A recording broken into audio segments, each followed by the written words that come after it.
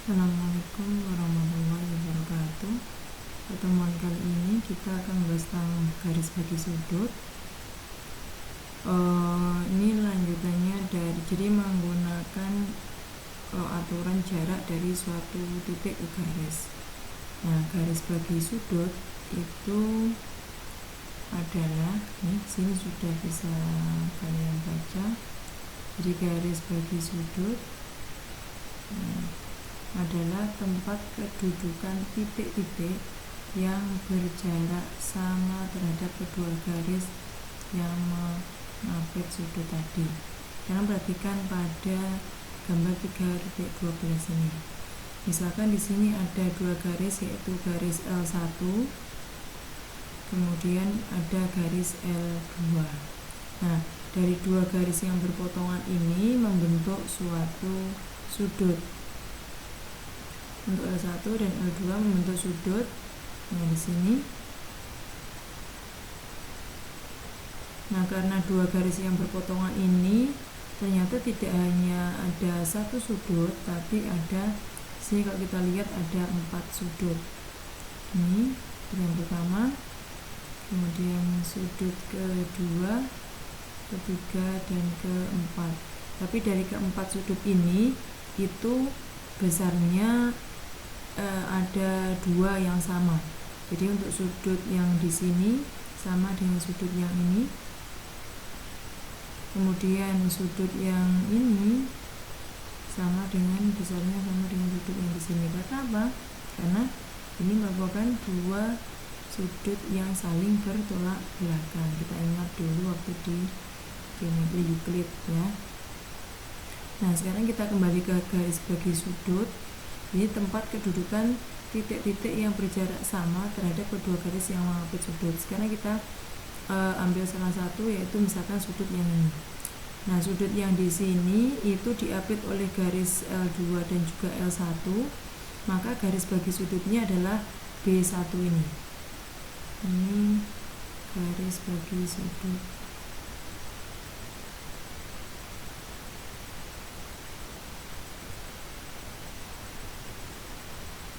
Yang pertama ini, yang kedua. Jadi kalau ada dua garis yang berpotongan seperti ini, itu nanti akan punya dua garis bagi sudut. Ini juga garis bagi sudut.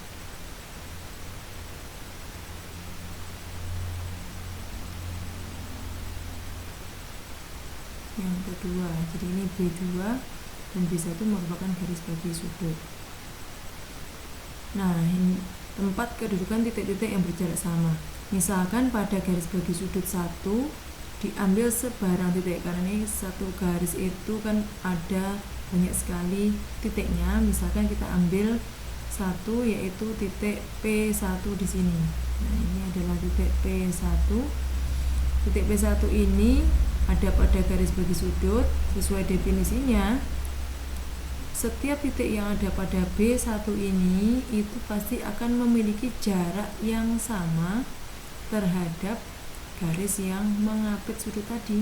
Jadi kalau kita mengambil titik P di sini, jarak P1 ini ke L2 ke sini itu akan sama dengan jarak titik P1 ini ke garis L1.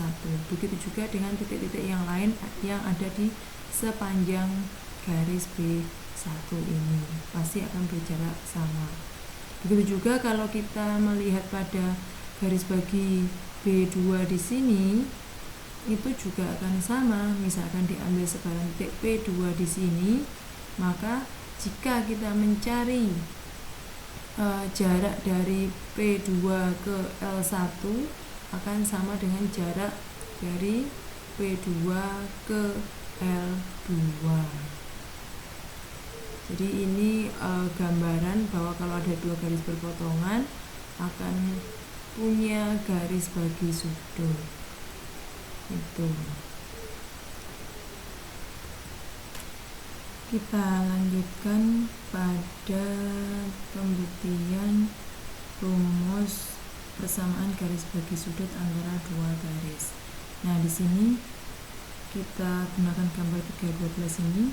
Misalkan ada garis L1, persamaannya adalah A1X ditambah B1Y ditambah C1 sama dengan 0, dan persamaan garis yang kedua yaitu L2 ini A2X ditambah B2Y ditambah C2 sama dengan 0.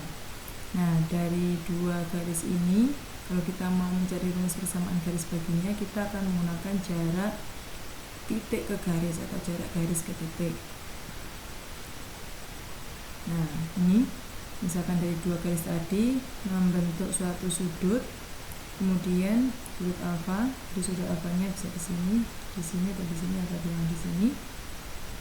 Nah, kemudian untuk membuktikannya kita ambil sebarang titik, misalkan titik P ini berjarak sama terhadap L1 maupun L2.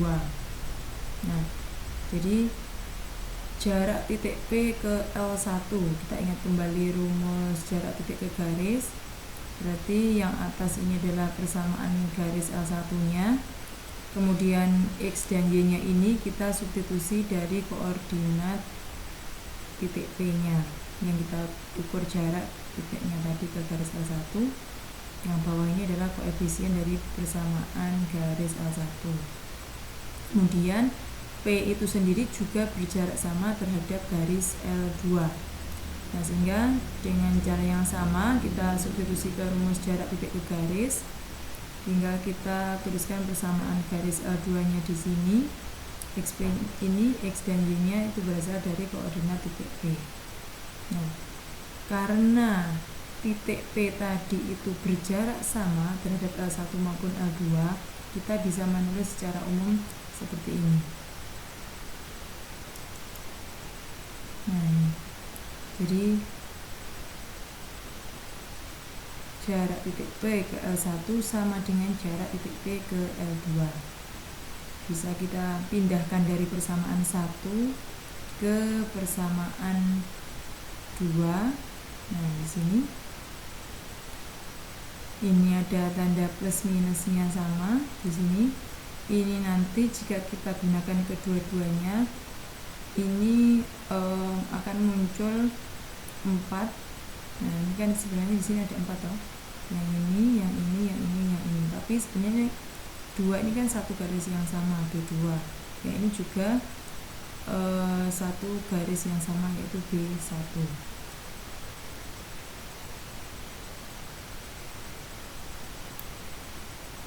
Nah, sehingga dari sini, dari persamaan 2 ini kan masih ada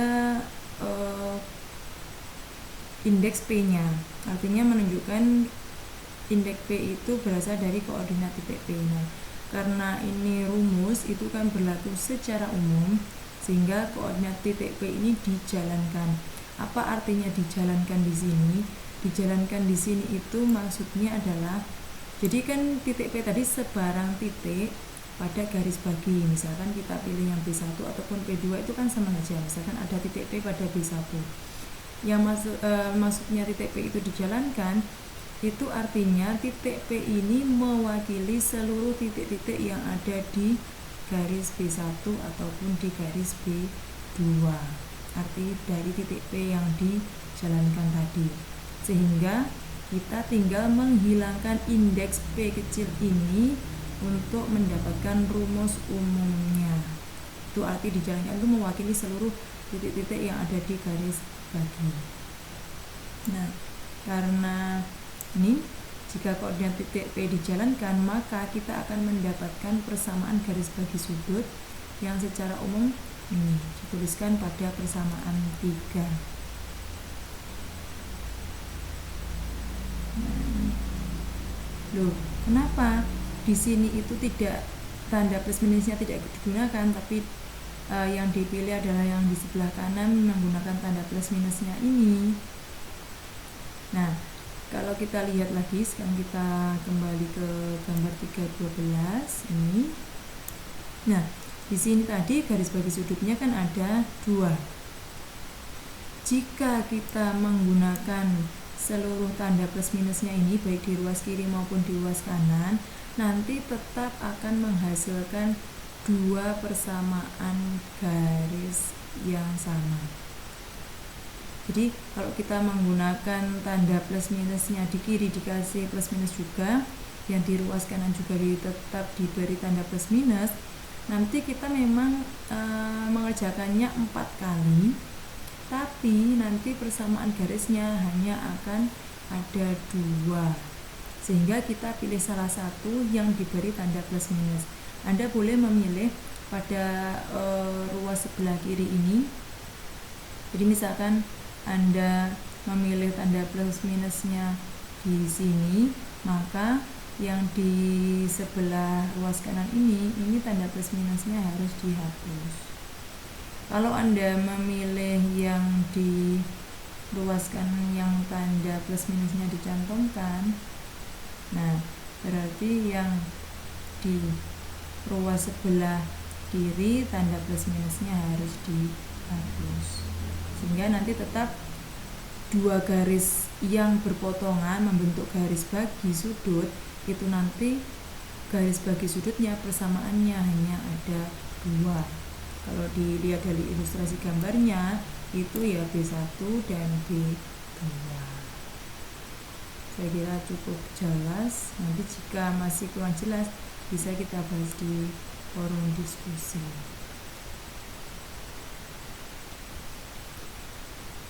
Kemudian kita lanjutkan pada contoh. Contoh ini adalah soal nomor 1. Tentukan persamaan garis bagi sudut yang diapit oleh garis-garis G1 dan G2.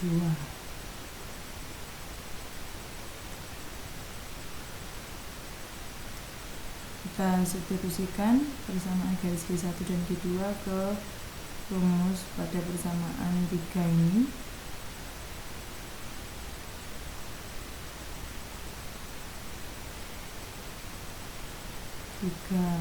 X plus akan dikurangi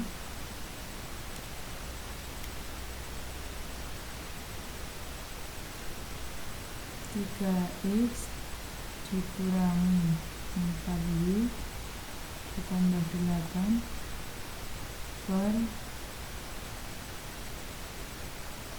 akar dari 3 kuadrat ditambah 4 kuadrat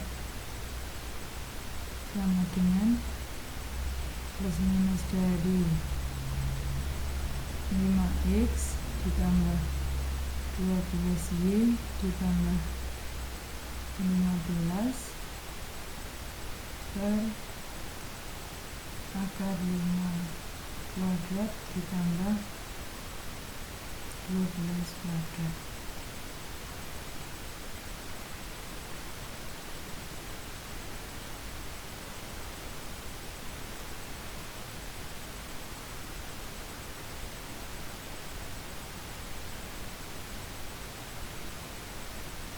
Ini berarti 3x dikurangi 4y tambah 8, ini berarti 9 dengan 16, berarti nanti 5.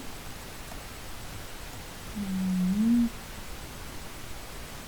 5x plus 12y plus 15 per ini 25 dengan 144 kena 9 berarti 13. Jadi ini kita hilangkan penyebutnya, ini berarti jadinya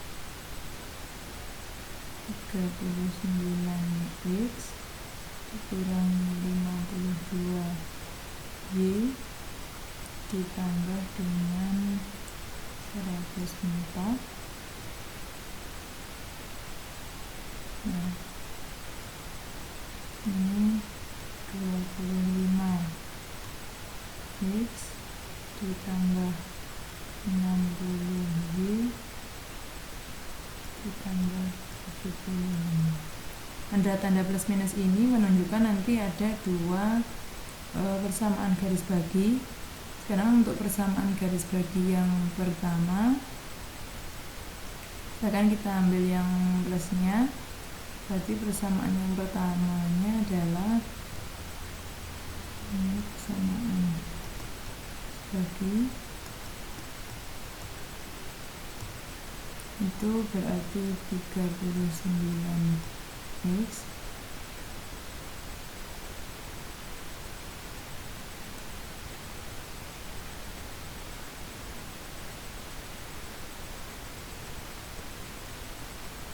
dikurangi 52y ditambah 104 sama dengan 25x ditambah 60y ditambah 75.